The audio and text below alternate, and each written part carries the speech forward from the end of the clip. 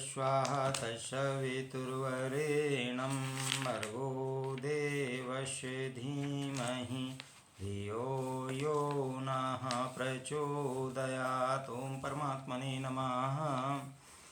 कृत्वा मूर्तिपरिज्ञानं चैतन्यस्य न किं गुरुः निर्वेदशमायुक्त्या स्तारयति संसृतेः। कृत्वा करके मूर्ति परिज्ञानम मूर्ति के विशेष ज्ञान को चैतन्यस्य चैतन्य के ना किम गुरु क्या वह गुरु नहीं निर्वेद त्याग क्षमता समत्व दृष्टि युक्तता युक्ति से या जो तारयति तारता है संसरते संसार से।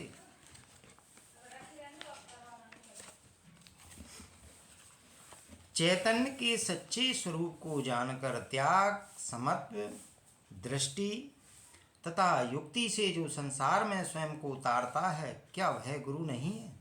वही वास्तविक गुरु में सच्चा गुरु होता है। बाकी तो नाम मात्र के लिए गुरु है। पहले बतलाया जा चुका है कि ज्ञान प्राप्ति हेतु शिष्य की पात्रता ही मुख्य गुरु गुण है।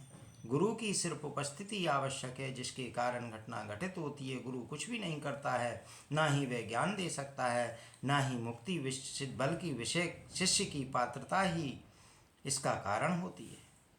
परंतु गुरु की अनुपस्थिति में अगर घटना घटती है तो वह उससे संभल नहीं पाती है। ऐसी अवस्था में गुरु ही संभालता है, परंतु आत्मज्ञान हो जाने पर वह शिष्य स्वयं गुरु बन जाता है। सच्चा गुरु तो अंतर विद्यमान आत्मा ही है, दूसरा कोई नहीं। उसी गुरु को प्रकट करने में बाहरी गुरु सहायता करता है। अतः यह बाहरी गुरु तो उद्देश्य मात्र होता है और आत्मज्ञान होने के पहले ही उसकी आवश्यकता होती है। जब स्वयं का भीतरी गुरु प्रकट हो जाए तो इस बाहरी गुरु का परित्याग कर देना चाहिए। जैसे दूसरे विधि विधान शास्त्र धर्म संप्रदाय जाति आदि का त्याग किया जाता है तथा यहाँ तक कि मूर्ति पूजा कर्मकांड साकार उपासना इत्यादि का परमेश्वर का भी त्याग कर देना चाहिए, अन्यथा वे भी बंधन बन जाते हैं। जिस प्रकार रामकृष्ण ने काली को छोड़ा था, शंकराचार्य इसलिए परमेश्वर को भी माया कहकर त्याग करने की बात कहते हैं। बुद्ध ने तो आत्मा के भी त्याग की बात कही है। ऐसे ही स्वयं का गुरु प्राप्त हो जाने पर इस बाहरी गुरु का भी त्याग करना आवश्यक हो जाता है। अन्यथा जो गुरु मुक्त कराता है वही बाद में बंधन बन जाता है। आत्मा ही हमारा सच्चा गुरु होता है। बुद्ध इसी कारण कहते हैं कि अपना प्रकाश स्वयं बनो, दूसरों के दीपक से काम नहीं चलता है।